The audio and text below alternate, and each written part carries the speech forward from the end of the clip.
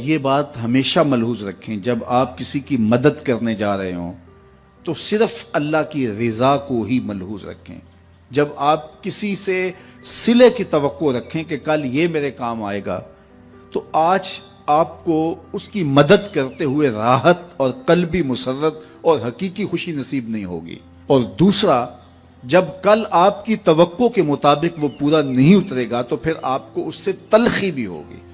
یعنی آپ کو کسی کی مدد کرتے ہوئے اس کی حقیقی مسرت سے محرومی، دوسرا اس کے توقع پر نہ اترنے سے آپ کو اس کی تلخی بھی سہنا پڑے گی۔ لیکن اگر آپ اس کی مدد اس لیے کر رہے ہیں کہ میرے رب کا بندہ ہے، الخلق عیال اللہ، تو میں اللہ کے بندہ ہونے کے ناطے سے اس کی مدد کر رہا ہوں، اور پھر آپ کو اور سرور بڑھ جائے گا کہ میں اس کی مدد اس لیے کر رہا ہوں کہ یہ میرے حضور کا غلام ہے، بس یہی آپ کی ترجیح ہوگی، تو پھر آپ اس کی مدد کریں گے تو کوئی اس سے آپ کی مستقبل کے اندر توقع وابستہ نہیں ہوگی، تو آپ کو پھر اس کی مدد کرتے ہوئے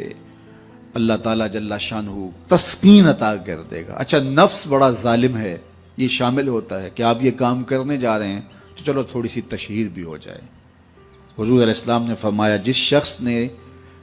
کوئی کام دکھلاوے کے لیے کیا،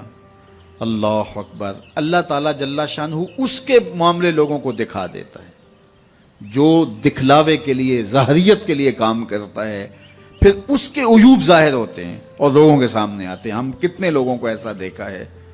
کہ پھر وہ لوگوں کی نظروں کے اندر رسوا ہو جاتے ہیں، ان کے ایسے امور لوگوں کے سامنے آتے ہیں۔ تو اس لیے مجھے بھی اور آپ کو بھی یہ چاہیے کہ اپنے عمل کے اندر کبھی بھی ریا پیدا نہ ہونے دیں۔ جب کسی کی مدد کریں، کسی دکھیے کے کام آئیں،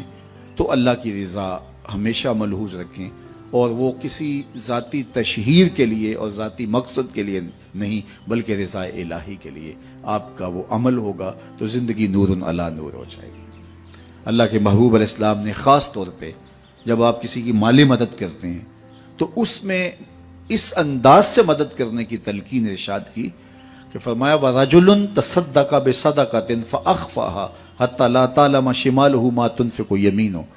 کہ جو شخص صدقہ کرتا ہے اور اتنے مخفی انداز میں صدقہ کرتا ہے کہ جو دائیں ہاتھ نے خرچ کیا بائیں کو اس کی خبر نہیں ہو سکی، تو آقا کریم فرماتے ہیں کل قیامت کے دن جب کوئی سایہ نہیں ہوگا، اللہ اس شخص کو اپنے عرش کا ٹھنڈا سایہ عطا فرمائے۔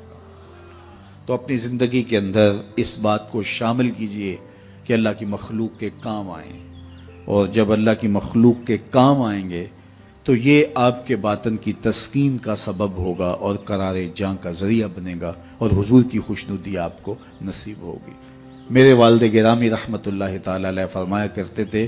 کہ اگر تم یہ چاہتے ہو کہ تم سے رسول کریم پیار کریں تو تم حضور کی امت سے پیار کیا کرو۔ آپ کسی کے بچے کا منہ چومیں، اس کی گال سہلائیں، اس کے سر پہ شفقت سے ہاتھ رکھیں، اس کو 50 روپے 100 روپے خوشی سے دیں، تو آپ اس کو دے رہے ہوتے ہیں، اس کے باپ کے چہرے کو دیکھنا کہ تم تمہارا ہوتا ہے، اور وہ آپ کے اوپر فدا ہو جانے کو چاہ رہا ہوتا ہے کہ یہ میرے بیٹے کی گال سڑا رہا ہے۔ یار کوئی کسی کے بیٹے سے پیار کرے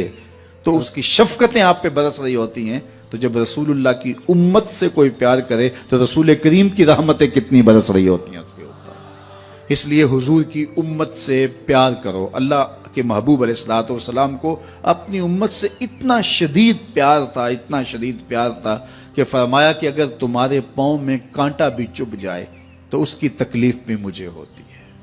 عزیز علیہ ما عنتم، تمہارا مشقت میں پڑنا اس نبی پر گراں گزرتا ہے۔ مبتلائے درد ہو کوئی عذر روتی ہے آنکھ،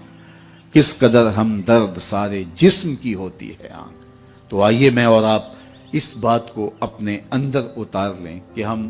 حضور علیہ السلام کی امت کے ساتھ اور اللہ کی مخلوق کے ساتھ رویوں کے اندر اتنی خوبصورتی رکھنی ہے کہ حضور علیہ السلام کی ہمیں رضا نصیب ہو جائے۔